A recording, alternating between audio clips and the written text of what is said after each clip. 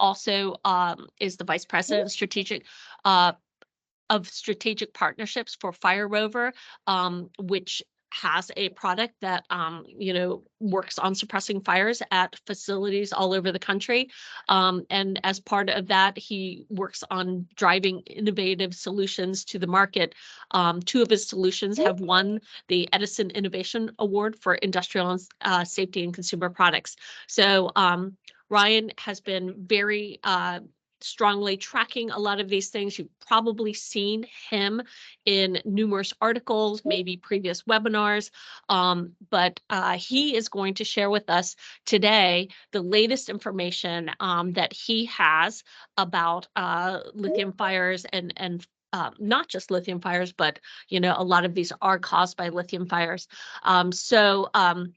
He's going to share the latest information with us. This is based on, I think, Ryan, you've told us before, on publicly available information. So you're not selling out all the people that have bought your products, if I remember correctly. No, you're 100% right. So with that, let me turn it over to Ryan, and he can take over and share with us all his great information, because I'm really looking forward to hearing the latest and greatest on all this. Cool. Thanks, Ryan. I appreciate it. And thank you so much. And honestly, I appreciate all your support for the years. I think it's been fun, right? Can everyone see my screen at this point? Just if you can't, let me know. And also, it is being recorded, so you'll be able to share this with team members if you need. There were a bunch of requests for that. So I think that's definitely something that we'll have available either this afternoon or tomorrow. Just to kind of throw out there, this issue has been, rearing its ugly head since 2015. I got into the industry because of Fire Rover. One of my good friends basically developed the product and invited me to become part of the company, right? And so I was basically the first official Fire Rover employee. And at that time, I think, we really didn't understand what markets we were going to take the Fire Rover solution to. We didn't know if the solution even worked, right? So, we've come a long way. 8 years later, I mean, I think, we're starting to see some really serious lithium-ion battery specific fires. And again, I think, Ann mentioned it, 50% of the fires that we're seeing in the industry are lithium-ion batteries, but we are still dealing with traditional hazards that we've been dealing with since, the 50s and the 40s, right? From a scrap metal perspective, from a municipal solid waste, landfill, that type of thing. So in reality, I mean, this problem in this industry has been going on for a long period of time. I think what you're seeing is the New York Fire Department now, and there's just so many people who are talking about the boats that have gone down. They believe it could be due to lithium-ion batteries. There are airplanes that are having issues, and there are some are saying that even like that Malaysia flight that went down years ago actually went down due to, I mean, they had 250,000, personal electronics in storage. And, a lot of people are saying that it could be due to lithium-ion batteries. So, we're starting to see lithium-ion batteries are extremely safe product, right? If you ask Ron Butler, I call him the Jedi Master of lithium-ion batteries. He's trained me on a lot of this, and he's been a really good friend. But, really lithium-ion batteries, it's a really safe, it's a safe way to power and really build all the personal electronics and the personal storage and the EVs that all of us as consumers are demanding. Now, what's happening is that the waste and recycling operators are actually victims. And again, I don't mean this in a victim mentality. I mean it in the sense of, they're the ones that are dealing with these problems. And, one of the things that actually is pretty interesting to me that, we really started to see in 15, and I'll start to show that data.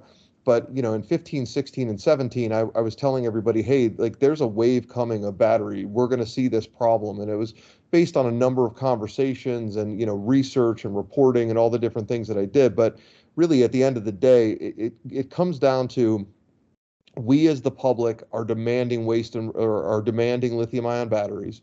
The manufacturers, they're not bad and evil. They're actually creating the trillions of batteries. And again, the number is hitting the trillions, right, over the next 10-year period. But if it hasn't already, and they're giving us everything we want. Now, the batteries are normally fine, right? From a manufacturing perspective, the number of defects is like 1 in 1 million. It's so small and it's so safe. It's just when batteries are treated rough, or when they're treated, if you think you're seeing, or they're overcharged, or all these different things that can happen to them. And honestly, that's what you're seeing now, where you have the Lime scooters that are being charged in someone's apartment, and there's 10 Lime scooters and they're all being charged and they've been recharged, and those scooters have been treated with they've been played with and tricks, and they've been thrown around concrete and all the different things that they've been, and they're starting fires. So in waste and recycling, we as an industry saw it earlier, because all of the material would be thrown away in your curbside magic recycling bin, right, where whatever you drop in typically goes away. And so all that, from an end of life perspective, was actually getting in the waste and recycling stream sooner. Now, another big piece of this is that we have construction and demolition, we have scrap metal. So there's really two kind of pieces of the business, or two kind of pieces of the industry. One is waste, paper, and plastic. It's more of your it's more of your, let's educate the public to not handle, or actually recycle, or not put bad things inside your trash or your recycling. And the same thing with consumer product, or with commercial, they can do the same. Now, there's another side of the business with construction and demolition. If a house burns down, it has a lot of batteries inside of it. If a car gets in a car accident, how many Apple batteries, or Apple earbuds and iPhones are literally stuck into a car where you just can't find them. So you can remove the gasoline because you know where it is. You can remove the EV battery because you know where it is, but you can't remove every vape that's sitting in every single pocket and corner. And those will get into ASR piles and cause fires. So it's pretty interesting to me. And again, I do want to leave a decent amount of time for questions. So, I'll run through this quickly. You can get a copy of this presentation. You can also, I have a report that is available. Hard copies are available on Amazon. If you just, go under Ryan Fogelman as author. And then if you go on LinkedIn, I have a fire safety group on LinkedIn if you want to join. I also, do a ton of my reporting is being done there. But basically, let's look at 2022. So 2022, we had more fires than we've ever had, and from a reported perspective. And what Ann said is 100% correct. I only report fires that have been put into the media. So I do not, I know of a lot more fires, and actually I'll present in a few, I'll start to show you some of the Fire Rover incident data, which again, I'll never call out a specific customer, and I never share videos unless the customer allows me to, because there's a lot of learnings. And within the last 8 years, I've been in a very fortunate seat, along with the rest of my company, that we're really on the front row, listening, watching, and fighting these fires. So we see things that you probably never will have heard of before. And watching our videos do one thing, but when I can walk you through them, it's helpful. If you look at the number, 2,400 plus facility fires have occurred in the last 12 months. That's a very, very conservative number. If you look at the EPA data, if you look at EREF's data, if you look at any data that's been coming out, I have a very small number, and really that extrapolation is from the number of fires that happened in the UK. Now, again, we'll get into injuries. 56 reported injuries in the past year. Again, these are all reported, and then 2 deaths. And again, a lot of people will say that this problem didn't get its due justice because it's not dangerous enough. Unfortunately for me, is that the people who are reported injured is typically the firefighters who are fighting these fires. So if you look at the data, when I started in 2016, I really was just trying to understand the problem. So there's a colleague of mine, Brent Shows, who was at Advanced Disposal at the time. He's since been at Waste Management, and he's currently at GFL. And basically, he looked at our system, and Advanced Disposal had a few major fires, which was all public.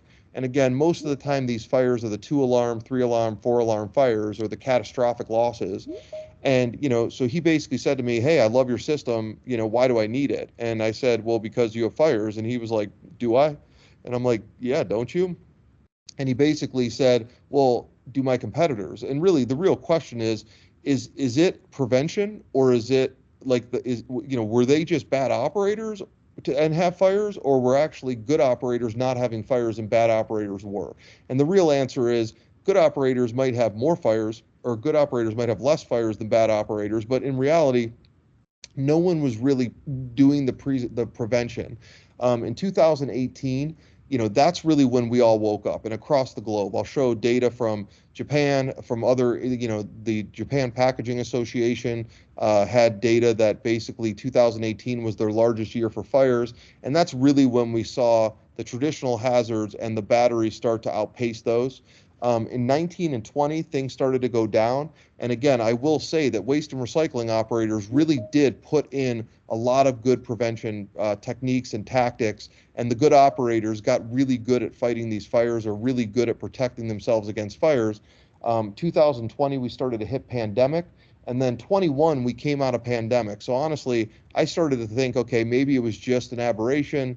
We're looking at 367, and, coming out of pandemic, a lot of people were doing spring cleaning and all these other things. But then really 2020 hit, or 2022 hit, and it was pretty clear that, we're seeing an increase in these fires, and they're not going anywhere anytime soon. And what's, crazy to me is that if you look at, 2020, we had some of the highest years we've ever had, right? So February, May, June, and October were literally the highest year for fires out of any year. And it wasn't like summer specific, like we see a summertime spike. It wasn't end of year specific, and again, if you look at like number two, I mean, you ended up having in January, April, and August, they were number two, or, three in September. And then in November, December, we got a reprieve. But, in reality, that's a lot of fires happening. And the scariest thing for me is that at Fire Rover, our client saves, and this is where I'm starting to show the client data, is that, we had small amount of saves. We now have over 400 locations that are protected by either thermal or thermal suppression or continuous flow solutions, and I'll go over that quickly in the end. But really, the number of saves this year, we had 200 or 2,880 times that we responded to a potential fire event. So, and again, this is us responding. Now, sometimes we didn't spray, sometimes it was, pulled out. There were a lot of things that can happen, but in reality, if you start to look at it, I always thought that once Fire Rover was covering 10% of the market, the number of actual total fire incidences would go down, right? The known fire incidences would go up because we have more knowledge of these, but in reality, what's really happening is that the fires are going up. So I have hope that over the next couple of years, we're going to start to see those numbers go down. But unfortunately, what's happening is that there's so many batteries that are getting into the waste and recycling stream. I think we're all seeing this, at least from the industry. And, it's scary to think that the problem's getting worse, right? That we haven't seen, if you look at any of the numbers, you're looking at, literally hockey sticks. So when I say that I break down the material, really it's waste, paper, and plastic. A lot of times it's really hard to distinguish from a reported fire, whether or not it was at a waste facility, whether they have paper, whether they have a hybrid, whether they're doing MER. So I kind of put all those together. And the reason I put those together is, this is a way we can educate our way out of this, right? Or at least that's a piece of it. Because from my perspective, the solution is always operational best practices, right? And that's, both on the prevention side and the fire professional side. It's education of the public and really educating people to understand that, just because an Apple, iPhone has a recycling sticker on the back, that doesn't mean that it's recycled. It means it could have been made out of some recycled parts and other things. So there's a ton of education that goes along with it. And then really metal and C&D, those are where you really, if a car's in a car accident and you bring it in, you're going to strip it as much as you can, but you can't stop little batteries from getting through the system. And we're seeing those in ASR piles. We're seeing them in light tin piles. We're seeing them in a lot of different types of hazard, which again, combined with traditional hazards, is really causing our issue. But again, if you look at waste, paper, and plastic, it's about 50%. Metal's about 30%. I'll get into a little bit in more detail. Chemicals is really hazard materials. And again, those numbers don't change. It's really not batteries that are causing those fires. A lot of times there's actually heat that's inside the process of doing it. And then rubber, we always see a little. One that's big is e-scrap. And again, we've seen in 2020, e-scrap's a really new business, right? It's electronic scrap. We're protecting a number of facilities and automotive OEMs. But really in that, it's really nice to see that the fires are down. because that really is a process of literally inherent danger in, in recycling those. Great thing that we need to do. We need to, make sure that the rare earth metals are taken care of. But in reality, we have to make sure that, when we do it, we're building safety into the processes. So there's a few other reports that I just want to mention. EREF did a facility fire report. They're basically like, according to Dr. Susie Boxman, I mean, their number of fires extrapolated out was actually like it was a lot higher than what our number was. And really, when you look at this is EREF's data and facilities like in the last 5 years, and if you look at it, really, there's a big chunk that have had fires. So, in the old days, we used to try to understand, and again, Ann can attest to this, right? Is like, is fires a problem? Well, I mean, I think we all know. And looking at the number, I mean, 16 to 20 fires that they've had in the last 20 years. And again, usually they're not including the fires that are just put out or the lithium-ion battery that's dragged out from, from a loader operator. So, one thing that's interesting, like Eunomia did a huge study a couple years back, and basically they said that 49% came from their MRF and transfer operations, which is their W2TS, which is really the equivalent of our waste, paper, and plastic. But what's interesting is their metal recycling is literally half the amount of fires that we've seen. So not understanding why, right? And I still, I try to get answers on this and try to figure it out. But really, for some reason, we have more fires in scrap metal than we do in a lot of our facilities in the U.S. Now, what is causing the fires? I mean, there's a number of different things that are causing the fires, right? Again, traditional hazards, right? It's aerosols, butane, cans, chemicals, aerosols, hot ash, paint, fireworks, and all those different things, right? These have been causing us trouble for years and years. Lithium-ion batteries, just the sheer number of lithium-ion batteries that are manufactured, they're accidentally put in, they're hidden in, paper greeting cards. People have shirts that light up, they have shoes, they have no, like the public really doesn't understand that, that shoe's lighting up, but at the end of the day, that's actually a battery inside there that can't be changed. And you really can't even remove it if you want to. So now you have to figure out a way to deal with it. Hot and dry environments, there's definitely a correlation, and we can get into that a little bit. Inherent risk, right? When we're recycling chemicals and hazardous materials, I mean, there's risk just built in. Sparks and hot works, we see a ton of sparks and hot works, right? Where there was hot work done, you were doing fire watch after, there was an ember that got accidentally into a roof and caused a catastrophic loss.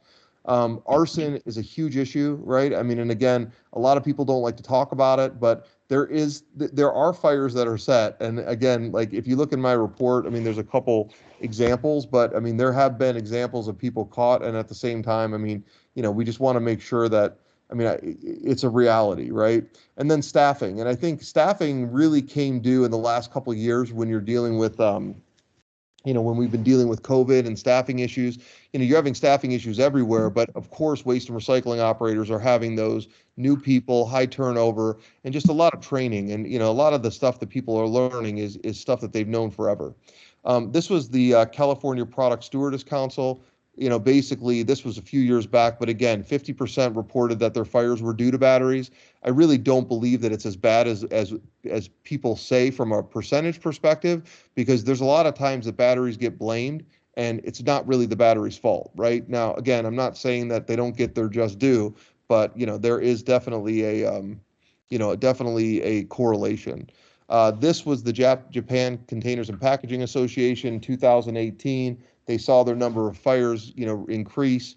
And again, if we start to look by fire incidents as a material processed, some years the spikes have been due to certain types of materials. So you can see this year was waste, paper, and plastic, right? And last year 40% of the fires were scrap metal, right? In 2018, when we saw that big spike, 40% were metal, 42% were waste, paper, and plastic. So again, when we're looking at all the fires, we have to make sure that we understand that we break down all the different materials and all the different occupancies that we're dealing with and deal with the fire hazards in each one of those occupancies differently.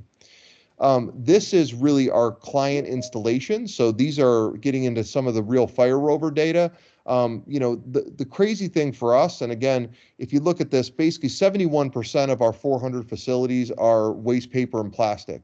We have e-scrap, that number's low. I mean, I think we're actually at like 20, but sometimes they get double counted. And like C&D, chemicals, scrap metal. But if you look at the number of hazards, right? Like we see 40% of our incidences are coming from scrap metal facilities, or 40%. That doesn't mean the heavy incidences. It doesn't mean, these are, hey, we catch a smaller fire, or we can catch a larger fire, but it all is kind of in there. And again, why do we have so many scrap metal fires is really a question that, it's something that we need to answer.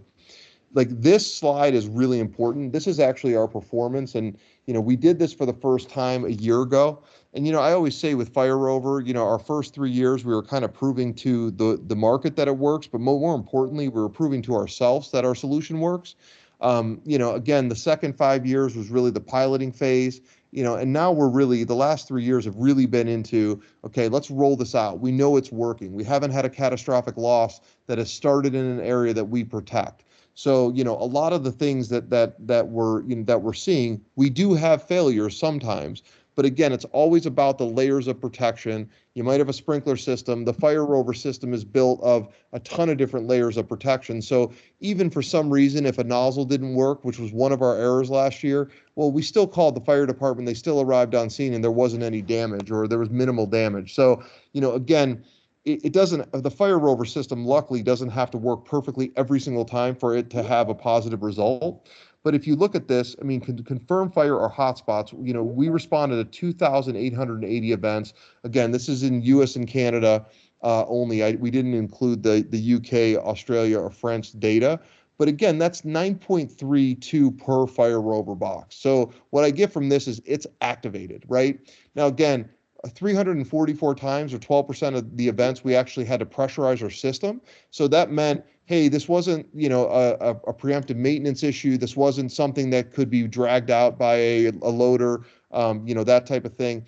And then dispatches is when we dispatch to the fire department. So that's when we say, okay, this is big enough that we need to call the fire department and fire professionals to arrive on scene. And then the fire suppression activation is when we're actually charging our unit and we're spraying. And again, those are the videos that you'll see. And again, that's half per Fire Rover box. And we do have some sites that have, we have 400 sites, but we do have more boxes than we do sites.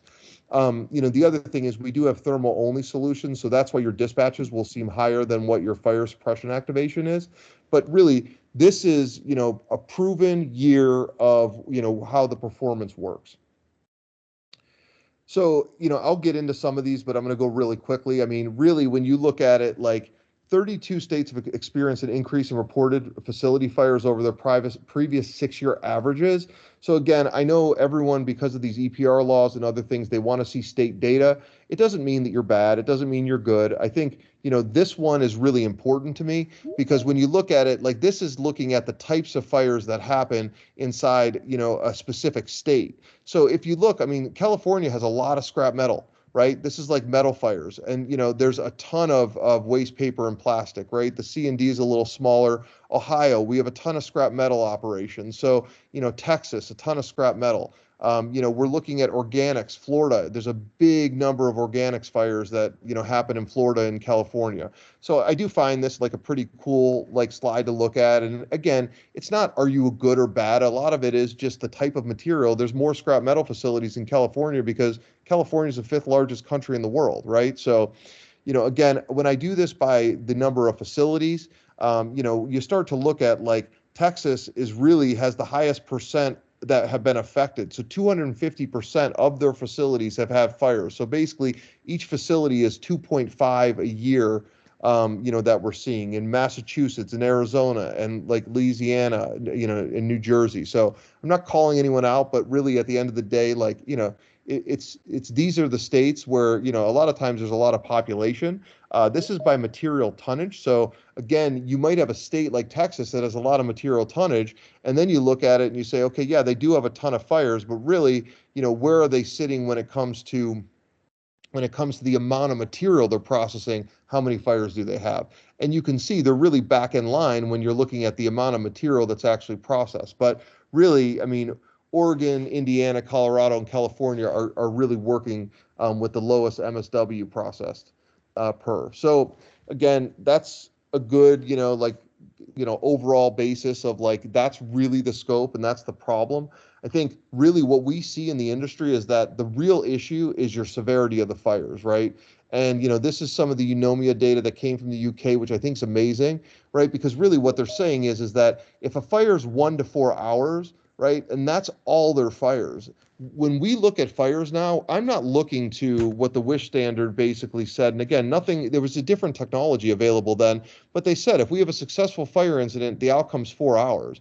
Really, what we try to do at Fire Rover is focus on the initial 10 minutes between, and I'll show you guys a slide on that in a second, but really it's prevention and then fire professionals and then that middle piece, which is how fast can we find a fire and deal with it within those 10 minutes? And then also how fast can we, or how far into the future can we set an actual tripwire in the process?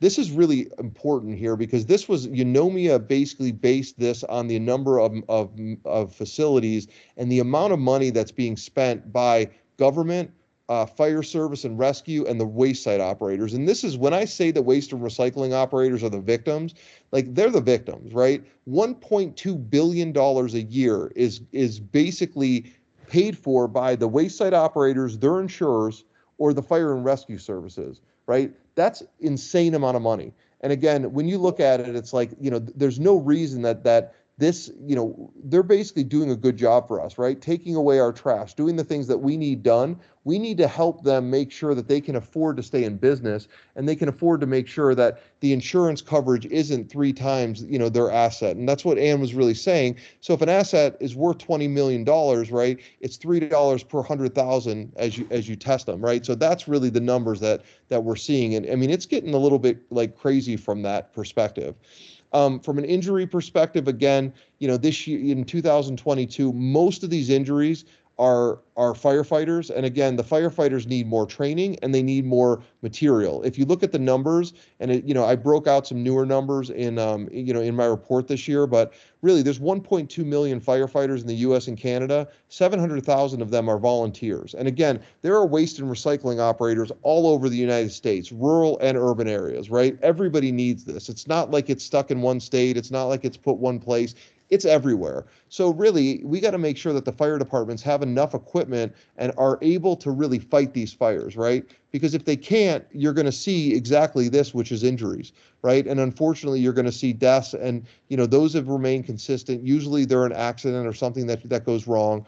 But again, I really think the big piece of this and the real big theme is that the firefighters need help. This is Ian Brainerd's claims data. And again, this goes back to really what's happening. I mean, this was in 2018, and it hasn't gotten very much better, right? I mean, there is insurance out there, but it's getting to be expensive. And again, your losses on shredders, lithium-ion batteries, and other pieces are really causing problems. So, so really, like, if we look at what a solution is, and I'll spend about 10 minutes doing this, and then I'll open it up to questions for the last 15 minutes.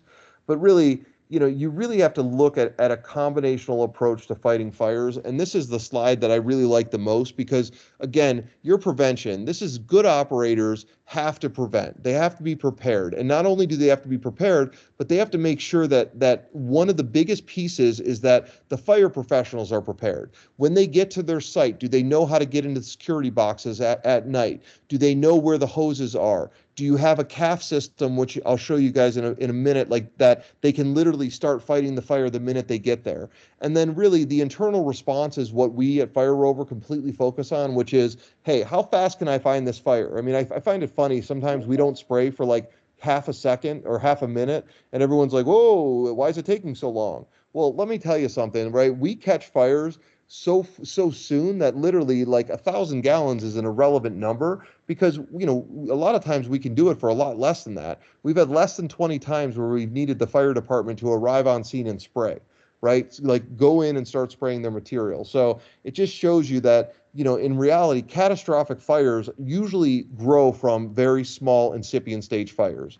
And this is really, so really the goal is don't have a catastrophic fire incident. You're going to have fire incidences. Anyone who thinks that they're not, I mean, is living in another world. But in reality, how do you catch the fires here? And then how do you catch it from a pre-incipient stage, which is, again, that's before there's actually a fire. So we use a combination of thermal detection, alarm verification, targeted suppression, and really, our solution is one of like three different things, right? One is it's the thermal detection, smoke analytics, and it's a combination. We really are an AI system, even though we don't call ourselves AI, because we have a human brain, and that's what our patent's around. But in reality, what you're going to see is you'll either see a box, which we manufacture these in Detroit with a 20 by 8 by 8 container. It just needs internet, electricity. If it's outdoors, we can put a 30-foot mast. We just came out with a 40-foot mast that we use for outdoor storage yards. And then if we're indoors, this box will sit outside or inside. We custom pipe all of the cameras and nozzles all into an area so that you have an active location. And as you have an active location, we are able to like see things that will happen that other people aren't looking at or other technology isn't looking at. So really the big benefits are we reduce and eliminate false activations. We don't have false delusions. So we just came out with a solution for hangar protection. They are notorious for having 30,000 gallons of deluge solution that deals with a jet fuel issue, and they've had so many false activations. Appropriate response to specific hazards, right? So we know that we can use a different types of material. We can use gel. We can use, a product called F500 that we use in a lot of ours for metal and for lithium-ion batteries. We can use foams and we can use water when it's needed. We're an outdoor application, and then for large spaces with line of sight. And one of the things that was interesting was that smart sprinklers, which is what we are using for rack storage, showed a 92% reduction in water. So I mean, this is it's a game changer. And if everyone talks about environmentally friendly, there's a lot of companies out there that will like say, hey, I'm going to put a fire truck on site, or hey, I'm going to put a water like tower here for the fire department to get to. And then you end up having the fire department actually fights that fire. And there's something called fire water, which is all the frickin' material that water will pick up, and it gets out into wherever it goes, right? If there's, most of the time there aren't like environmental dikes that are built to hold water, right? So it is happening more, but I mean, overall basis, you don't see it a ton. So that fire water can get out there and it gets into our environment, which we don't want to have happen. So, in reality, the less fire and the faster you can catch them, the better.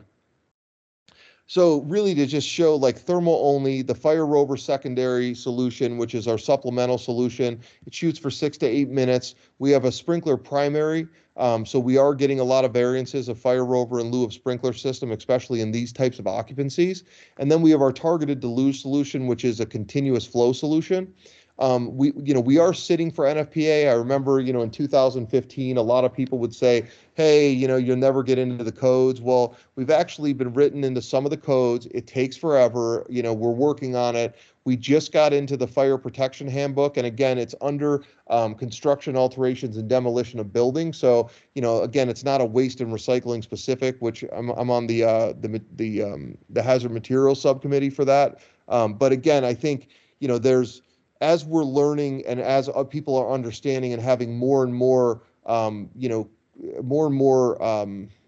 confidence in our solution and how it's working, we really are seeing the uptick happen. We are working with FM currently at getting FM and FM compliant.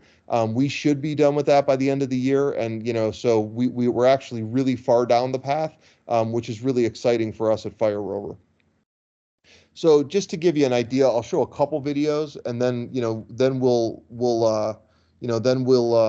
can go into questions. But this is a really good one, right? And again, everyone loves lithium-ion batteries. It's going to go quick. These batteries have projectiles that are shooting out sometimes, and again, it's not all the time, but this is one of those, and obviously I sped it up. But it's able to put out, it caused 5 different fires inside this building. So this is normally about 8 minutes. And again, obviously I want to show it quickly because no one has patience or time anymore. We're the TikTok world. but you'll see how fast we'll put this out, right? And again, we called the fire department. The fire department arrived on scene, but we still had, some of our tank left, and we were still able to deal with and put out all these fires, right? So again, our system thinks, and I think one of the things that people, really, if you look at these AI systems, like they have to dumb down their system so that they don't trigger all these false alarms, which for us, we have 999 false alarms for every one time that we actually react to an active location. So this is a hazard material committee or, area. Let me get into a couple of others. I think this is a couple of the things that we find that I think will be helpful for the operators on the call. A lot of times, the first thing your loader operators do is try to pull fires out and drag them outside. 8 out of 10 times, that's the right way to go. But the 2 out of 10 times it's not. What you're supposed to do is really wet it and then take away a layer. Wet it, take away a layer. Wet it, take away a layer. And like you'll see here, the loader should have pulled out. They're going to get into this, and we believe it was oak chips and an accelerant, but they're going to lift this up, and I mean, you're going to see the massive fire that they dealt with, right? And again, this is one of those times when we called the fire department, they arrived on scene. We were able to have this, this site was up and running by the next day. But again, you can see like it actually made it a lot worse. One of the things you're going to see here, a fire extinguisher. And again, God love every employee that wants to save their job, but they should never be running into a facility with a fire extinguisher like this, right? They're breathing the fumes. There's no reason for them to be doing that, right? And again, I think we all, we do a day after where we sit down and talk to people about it. But most of the time, these are the fires we're seeing, right? Lithium-ion battery, pop, catch, done. They're actually, you're going to see their loader operator come by, even though we've already, we called them. So, we're notifying everyone at the site. And again, I think some of these others, blind spot on tip floors, right? Everyone says to me like, hey, we have people there during the day. We don't need to have fires. This video doesn't play very well, so I'm gonna I just have to move through it. But basically, at a minute 30, you're gonna see there's a fire. We're coming by.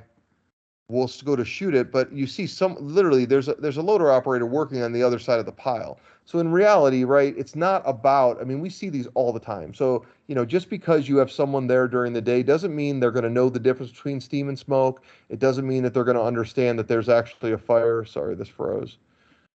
So there you go. And we'll get it out. And I mean, they don't even know that it's happening.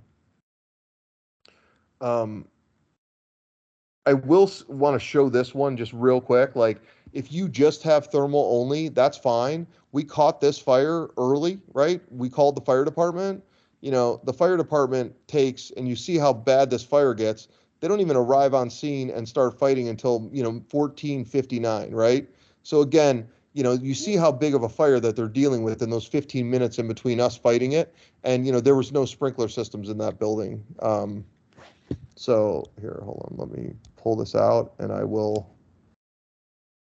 to show you guys a couple more things, right? One is, we've replaced manually operated water towers with our fire rover solution. So instead of getting firefighters that have to go up and like the fire's actually right here that they're fighting, it's really dangerous. They're breathing fumes, doing all these things. We actually do it with a remote operated. So, this has really been a big part of our solution.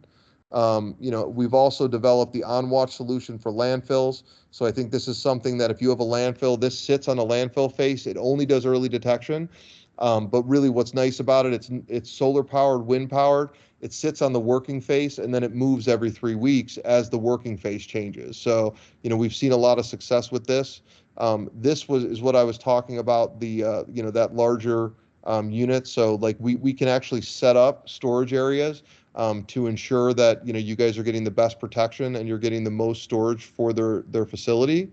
And then I think the other big thing that we do are these enforcers. And again, these aren't just for your guys, but if your guys have an extinguisher, this way they can fight the fire from 90 feet away. It's safe, right? They're spraying a foam or environmentally friendly wetting agent. And again, it's one of those things where you're giving them the tools, but more importantly, the firefighters, when they get on scene at minute 14, they go in and they start to utilize these. So, that's really, that's really most of what I had to kind of discuss. want to kind of open it up to questions and we can talk through it at this time. Thanks, Yeah. Ryan. Oh, Very thank good you. information. So let's get started with a couple of questions. I did see a couple in the chat. But those of you that do want to ask a question, feel free to raise your hand, and then we'll look at that. But so from here, so the first question I think somebody asked in the chat was, can you talk about after-hour fires? Because obviously, I think this is where Fire Rover has been known to work, but how frequent are after-hours fires versus during operations? It seems like things should be quiet, nothing's happening. I mean, I think, I would say about 75% of our fires are during the day, the fire incidents that we see. And then at night, I mean, the problem is the response time, right? So really it's perfect thing with like the on watch.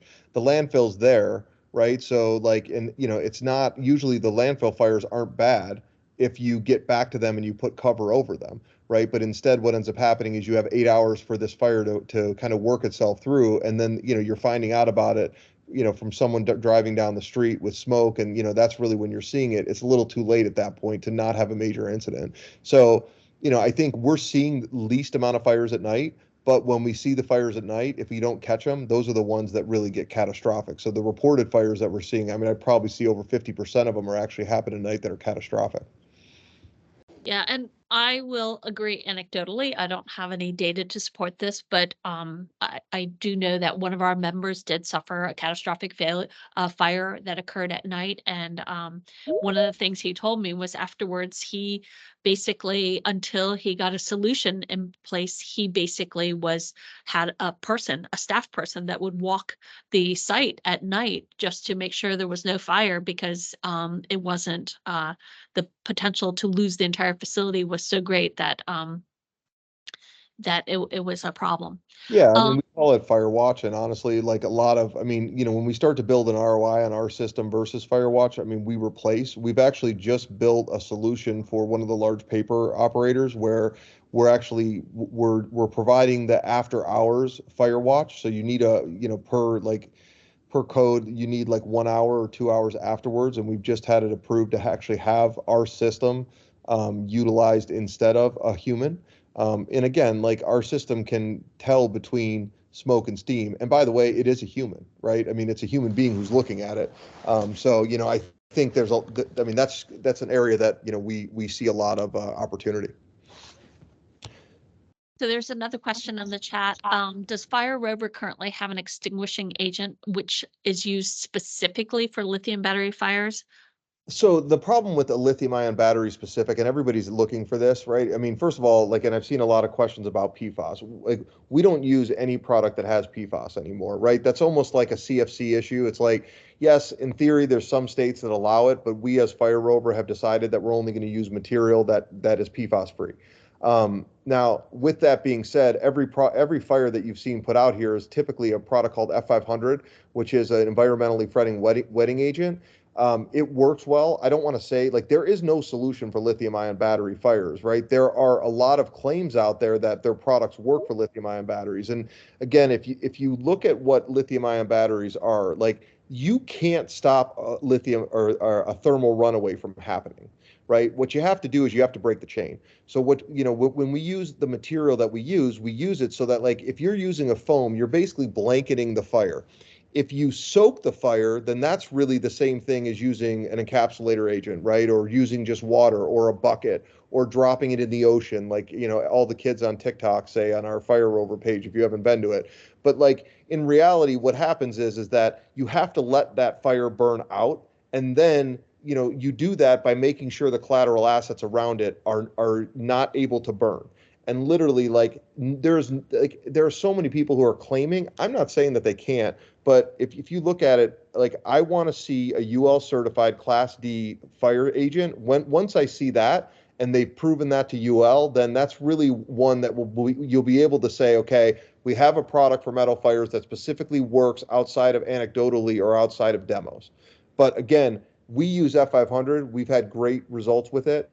We use Firebowl sometimes. We use gel sometimes. We use, and gel works for lithium batteries when you're trying to spray the collateral assets, which is a big piece of what we do, and a lot of the stuff that the AI systems don't do, right? With a human being, we don't hit people, right? And we make sure that It's you're good. not always fighting the fire. A lot of our electronic battery recycling, when we're doing that, we're making sure that the material around it so the fire will burn itself out and stop. Yeah, and I will say so, on the waterfront, not EPA, but the lithium battery industry does recommend water as, if you have a small lithium battery fire. Now, once you get to some of these larger ones, some of these other solutions might be more appropriate, but, certainly water is, like a primary solution for putting out lithium battery fires. But just so everyone understands, putting water on it makes it worse, but it also makes it better. So this is where I get this confusion all the time, right? Water does react with lithium, so it burns worse, but that's why you have to soak it and have it so that it can't burn again. So it's very it's deceiving when they say that, because you don't want to walk over to a battery, lift it up and drop it into a bucket of water, because you have to touch it. So sometimes you're better off just getting away and trying to spray as much as you can. And again, you're talking about a home lithium ion battery versus what we see, in commercial. So, I mean, again, we are not the experts when it comes to home. I mean, there's a lot of firefighters out there, and the New York Fire Department specifically, that are really working on, what is the best thing to do when you have a fire at your house. But again, if you want to make sure there's nothing around it that burns, that's always the most important. Yes, agreed. Okay, so somebody asked, is there a continuous water supply for the fixed units? So we do have, so for the fixed units, there's two things. One, we have fire department quick connects off the back. This is an example of one of our continuous flow solutions that we run this right off your hoses or right off your sprinkler infrastructure. And again, typically, we will make sure that we have enough of a performance perspective. So sometimes you need to add in a fire pump. Sometimes you need to add in some extra things to make sure that you're meeting with code.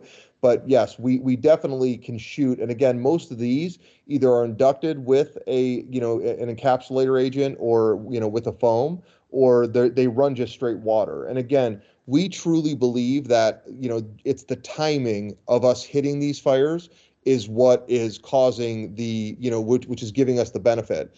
So again, when you're dealing with something like this, I mean, this is, you're looking at a waste to energy facility. We have these in, plastic storage facilities. We have them in paper storage facilities. We're about to do our first refinery.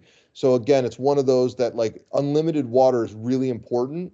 If you're building from scratch, doing this in lieu of a sprinkler system, or doing this for primary versus a supplemental system, can be gotten in a variance with the right, with the right fire engineer working with you and planning properly. It's a great question.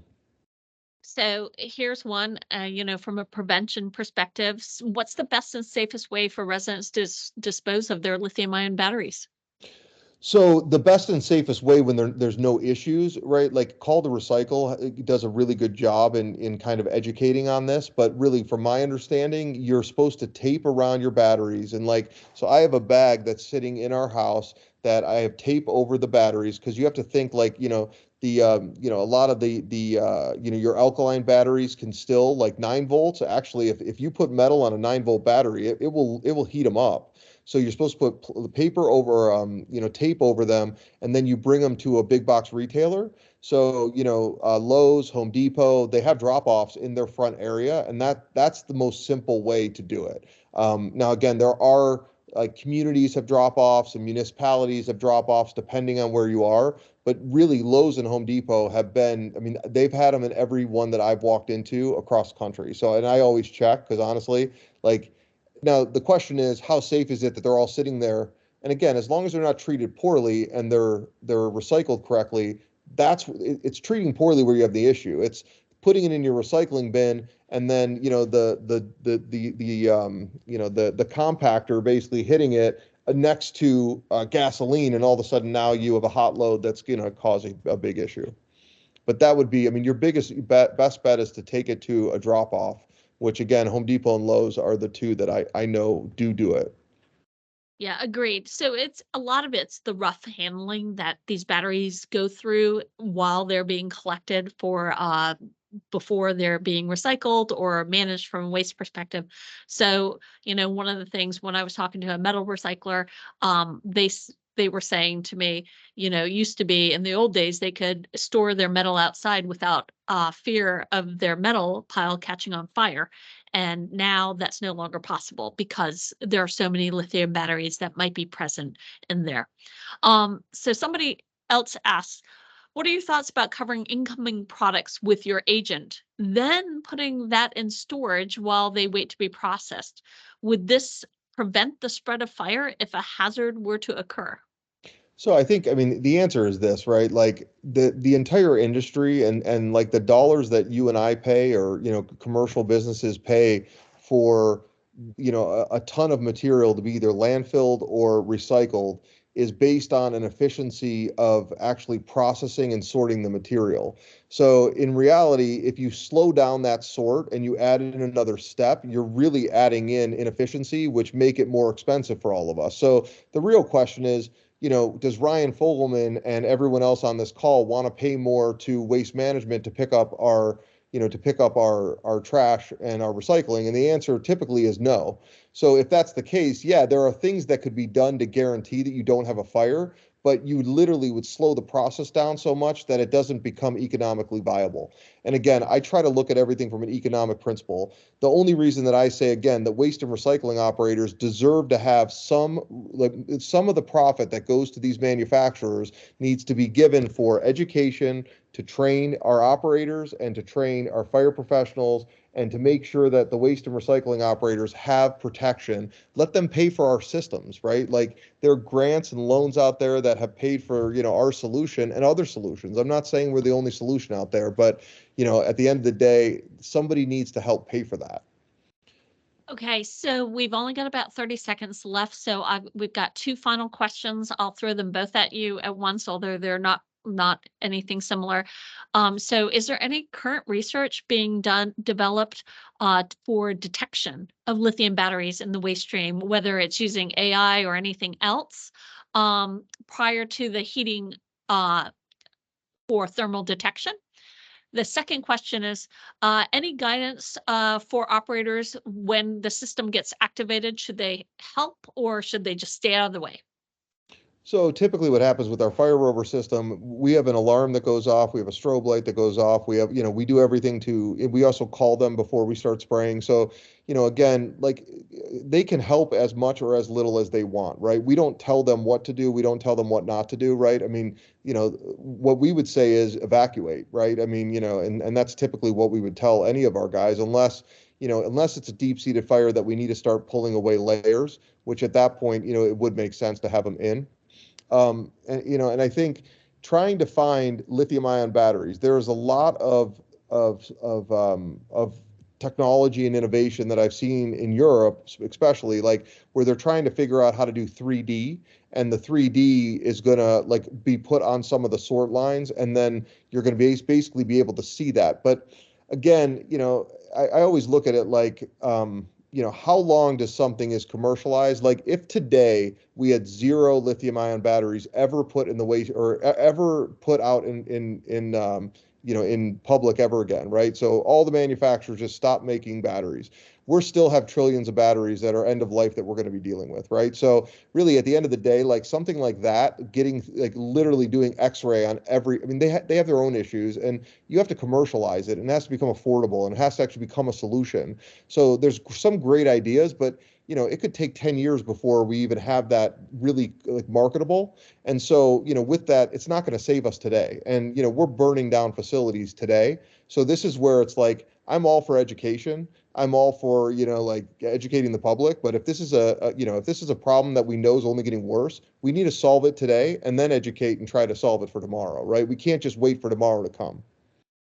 Agreed. Thank you. Thank you so much, Ryan. I would like to just handle this last question where somebody asked of any We can, current or pending I'm not in any hurry. legislation. So if anyone is interested, like, if you guys want to stay on and ask questions, we can keep going as far as I'm concerned, but. So, well, there's this one question on current or pending legislation. I wanted to say that California did pass a law on lithium batteries. There's two separate laws, one that covers embedded products, and then the second one covers standalone batteries. NWRA has developed a model lithium battery legislation that would require a lithium battery EPR because this problem is so problematic. So I will say that if your state has not developed anything and you would like a copy of our model legislation, happy to share that with you. We will be sharing a copy of this presentation. If you want a copy of the recording, please let Jonathan know. And thanks again, Ryan, for everything that you've done. Excellent job as No, always. and I appreciate it. And again, I will say, I mean, if you're watching this and you want to if you want to stay in touch, just follow me on LinkedIn. I have a fire safety report with like 6,100 people that I usually put out one article a month on Waste 360. That is an editorial that kind of gets into one of these topics. So if you're interested in that, also the report, if you want a PDF copy, let me know. Send me an email. I'm happy to send it to you. You can also download it from my LinkedIn page. And then if you want a hardcover or like a hard copy, they're $19.99.